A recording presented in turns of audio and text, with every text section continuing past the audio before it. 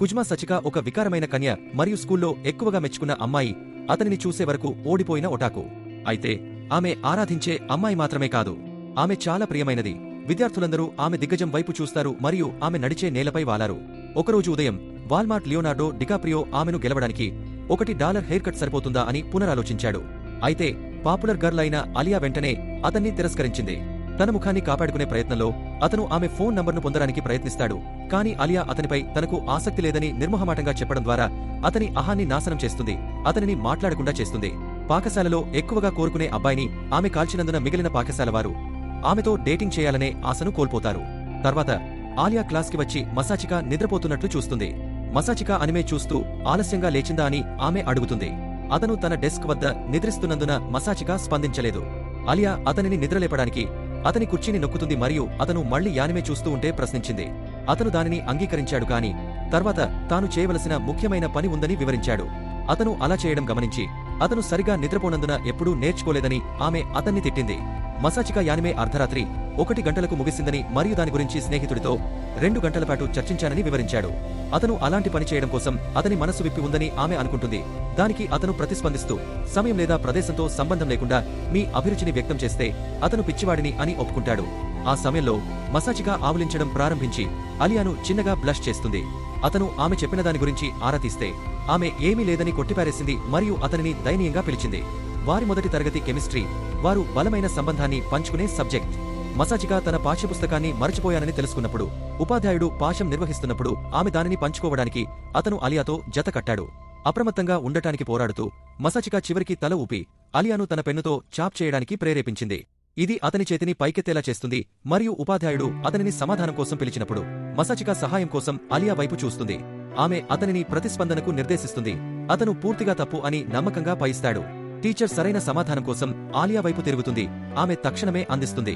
మసాచిక పూర్తిగా ద్రోహం చేసినట్లు భావిస్తాడు మరియు ఆమె అతన్ని ఎందుకు అలా ఏర్పాటు చేస్తుందో తెలుసుకోవాలని డిమాండ్ చేస్తుంది. అలియా తాను కేవలం ప్రశ్న సంఖ్యను చూపుతున్నానని పేర్కొంది. అయితే మసాచిక తాను మోసపూరితంగా ఉన్నానని, ముఖ్యంగా ఆ కొంటె నవ్వుతో ఒప్పించింది. ఆమె ఆ పదాన్ని రష్యన్ భాషలో పునరావృతం చేస్తుంది. మసాచికాను పట్టుకుంది. ఆమె ఏమి చెప్పిందని అతను అడిగినప్పుడు ఆమె అతన్ని ఇడియట్ అని పిలుస్తుందని చెప్పింది. అయితే మసాచికాకు ఒక రహస్యముంది. అతను ఆమె రష్యన్ని అర్థం చేసుకున్నాడు మరియు ఆమె నిజానికి అతన్ని పూజ్యమైనదిగా పిలుస్తోంది. అతను ఆమె ఉద్దేశాలను అర్థం చేసుకోవడానికి ప్రయత్నించినప్పుడు ఇది అతని మొత్తం ప్రపంచాన్ని తలకిందులు చేస్తుంది. కానీ ఆమె క్లూ లేకుండా ప్రవర్తిస్తుంది. అతను ఆమెను అర్థం చేసుకోగలడు ఎందుకంటే అతను తన చిన్నతనంలో ఒక రష్యన్ అమ్మాయితో ఆడుకునేవాడు. అయినప్పటికీ అతను తన గ్రహణ నైపుణ్యాల గురించి తెలియని ఒక రష్యన్ అందం ద్వారా అతను ఉక్కిరిబిక్కిరి అవుతాడని అతను ఎప్పుడూ ఊహించలేదు. అతను తన అవగాహనను ఒప్పుకుంటే ఆమె ఇబ్బందితో చనిపోయే అవకాశముంది మరియు అతను అంత్యక్రియల ఖర్చులను భరించలేడు. తర్వాత అలియా తన ఫోన్ని ఉపయోగించి మసాచికాను పట్టుకుని అది కేవలం అత్యవసర పరిస్థితులకు మాత్రమే అని అతనికి గుర్తు చేసింది. కానీ అతను ఆమెను బ్రష్ చేశాడు. చిరాకుతో అలియా అతను ఏమి చేస్తున్నాడో తనిఖీ చేయడానికి ఫోన్ని పట్టుకుంది మరియు అతని స్క్రీన్పై వెండి జుట్టు గల చంద్రదేవతను చూస్తుంది. ఆమె చిరాకుతో ఫోన్ని తిరిగి ఇచ్చి తన స్వంత వెండి జుట్టును ప్రస్తావిస్తూ అతనిని మోసం చేశాడని ఆరోపిస్తూ రష్యన్కి మార్చింది. మసాచిక ఆమెను అర్థం చేసుకుని తడబడటం ప్రారంభించాడు. కానీ అతను వివరణ కోరినప్పుడు ఆమె అతన్ని ఓడిపోయిన వ్యక్తి అని పిలుస్తుంది.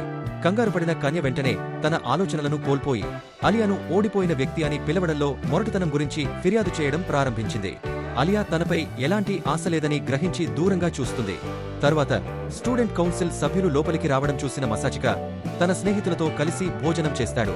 అలియా, యుకి మరియు మరియా, అలియా సోదరి కుజో సోదరిమణులు అద్భుతంగా ఉన్నారని అబ్బాయిలు అంగీకరిస్తున్నారు. కాని మరియా తనను బయటకు అడిగిన ప్రతి ఒక్కరిని తిరస్కరిస్తుంది. ఆమె ఇప్పటికే ఎవరితోనైనా ఉందని పేర్కొంది. తకేషికి మరియాతో అవకాశం లేదని అలియా ఆట పట్టిస్తుంది. ఎందుకంటే అతని తల డోర్ట్నాబ్ను పోలి ఉంటుంది. తకేషి అలియాతో స్నేహం చేస్తున్నందున ఆమె స్మగ్గా ఉందని ఆరోపించింది. ఇంతలో అమ్మాయిలు కూర్చోడానికి స్థలం కోసం చూస్తున్నారు. యుకి మసాచిక యొక్క ఆసక్తిలేని వ్యక్తీకరణను గమనించినప్పుడు వారు తమతో చేరగలరా అని ఆమె అడుగుతుంది. అబ్బాయిలు అంగీకరిస్తారు కాబట్టి అమ్మాయిలు వారితో కూర్చుంటారు. మసాచికాకు తనలాగే రామెన్ ఉందని యుకి గమనించాడు. కానీ అది మరింత స్పైసీగా ఉండాలని ఆమె గ్రహించినప్పుడు విద్యార్థి కౌన్సిల్ సమావేశంలో దానిని తీసుకురావడం గురించి ఆమె చమత్కరిస్తుంది. పబ్లిక్ సమస్యలతో వ్యక్తిగత ప్రాధాన్యతలను కలపవద్దని మసాచిక ఆమెను హెచ్చరించింది. అయితే ఆమె కేవలం హాస్యాస్పదంగా ఉందని అతనికి నచ్చచెప్పింది. ఆ సమయంలో అలియా యుకిని అసహ్యంగా చూస్తూ వారి స్నేహం గురించి అడుగుతుంది. ఒకే ప్రెస్ స్కూల్కి వెళ్లినవారు చిన్నప్పటి నుండి ఒకరికొకరు తెలుసునని యుకి వివరించాడు. మసాచిక సరిగ్గా సరదాగా లేదా అని అడిగినప్పుడు అబ్బాయిలు తమ మధ్యాహ్న భోజనాన్ని వేరే చోటికి తీసుకెళ్లాలని నిర్ణయించుకుంటారు. అమ్మాయిలు తమ కన్యకళ్లకు చాలా మిరుమిట్లు గొలిపేలా ఉన్నారని తకేషి వ్యాఖ్యానించాడు. భారాన్ని తగ్గించిన తర్వాత యూకి మసాచికాకు దగ్గరగా వెళ్లి విద్యార్థి కౌన్సిల్లో చేరడం గురించి, ఆమె సూచన గురించి ఏమైనా ఆలోచించారా అని ఆరా తీస్తాడు. కౌన్సిల్లో చేరే ఆలోచన తనకు లేదని మసాచికా స్పందించారు. మసాచికా మిడిల్ స్కూల్లో తన వైస్ ప్రెసిడెంట్ అని మరియు చాలా సమర్థుడని యుకి ఆలియాతో చెప్పాడు. ఆలియా రష్యన్ భాషలోకి మారుతుంది. యుకి ఆ విషయాన్ని తనకు తెలియజేయాల్సిన అవసరం లేదని పేర్కొంది. తర్వాత యుకి వీడ్కోలు పలికాడు మరియు ఏ అమ్మాయి అయినా అతనితో స్నేహం చేయాలనుకోవడం ఆశ్చర్యాన్ని కలిగిస్తుంది. ఆలియా తన స్నేహితురాలు అని మసాచికా సూచించడం ఆమెను ఆశ్చర్యపరిచింది. ఆమె అంగీకరించింది మరియు అకస్మాత్తుగా వెళ్లిపోతుంది. మసాచికాను అయోమయంలో పడేస్తుంది. ఆ రాత్రి మసాచికా తన గతంలోని ఒక అందగత్తె రష్యన్ అమ్మాయితో ఆడుకోవాలని వ్యామోహంతో కలలు కంటుంది.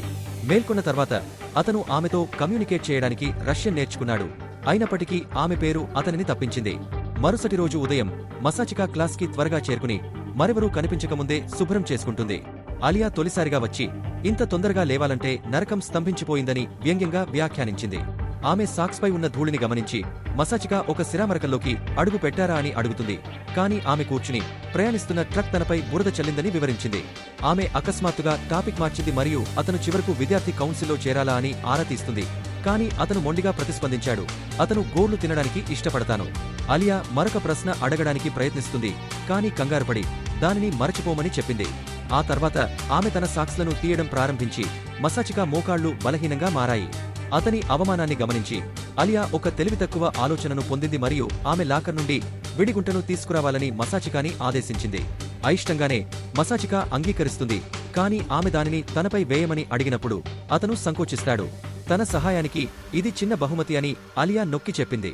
రష్యన్కి మారడం అది తన ప్రయోజనం కోసమేనని ఆమె జతచేస్తుంది. మసాచికా తన చిరాకులను వెళ్లగక్కడానికి అతనిని ఉపయోగించుకుంటోందా అని ఆశ్చర్యపోవడం ప్రారంభించింది. ఆమె ఏమి చెప్పిందని అతను అడిగినప్పుడు ఆమె అతన్ని పెరికివాడిని అని పేర్కొంది. నిశ్చయించుకుని మసాచికా ఆమె పాదాన్ని పట్టుకుని ఆమె అభ్యర్థనను అనుసరిస్తుంది. ఆలియా భయపడటం మొదలుపెడుతుంది. తాను సిద్ధంగా లేనని చెప్పింది. కాని మసాచికా ఆమెను ఇంకా ఉండమని కోరింది. తర్వాత ఆలియా అతనికి కోల్డ్ షోల్డర్ ఇచ్చింది. సరిదిద్దడానికి ప్రయత్నిస్తూ అతను క్షమాపణ చెప్పడానికి ఆమెను సంప్రదించాడు. కాని ఆమె అతన్ని రష్యన్ భాషలో ఫుట్ ఫెటిష్ అని పిలుస్తుంది. అప్పుడు ఆమె తనకు కోపం లేదని మరియు అతనిని తన్నినందుకు క్షమాపణ చెప్పింది. అతను బాగున్నాడా లేదా అని ఆమె తనిఖీ చేసినప్పుడు అతను స్వర్గం యొక్క సంగ్రహావలోకనం కోసం ఆమెకు కృతజ్ఞతలు తెలుపుతాడు. ఆలియా పూర్తిగా దెబ్బతింది. బోల్ట్ చేయడానికి ముందు అతనిని కొట్టింది. అతను పాకశాల కారిడార్ల గుండా ఆమెను వెంబడించాడు మరియు దాదాపు 10 నిమిషాల పాటు సాగిన అస్తవ్యస్తమైన వేట తర్వాత ఆమె చివరకు పశ్చాత్తాపపడుతుంది. మసాచికా అతను అతిక్రమించాడని గ్రహించి క్షమాపణలు చెప్పి తనకు ఇష్టమైన పానీయాన్ని సయోధ్యకు సూచనగా ఎర్రటి బీన్ సూప్ ని అందజేస్తుంది. అతని ఆలోచనాత్మకతను తాకిన ఆలియా రష్యన్ భాషలోకి మారి అతనికి సిప్ ఇచ్చింది. మసాచికా స్తంభించిపోతుంది. ఆమె పరోక్ష ముద్దును సూచిస్తోందని గ్రహించింది.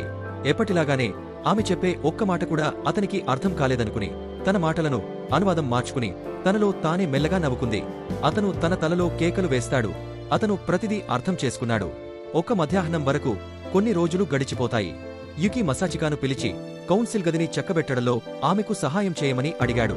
అతని పనికిమాలిన స్వభావం లేనందున అతను అయిష్టంగానే అంగీకరిస్తాడు.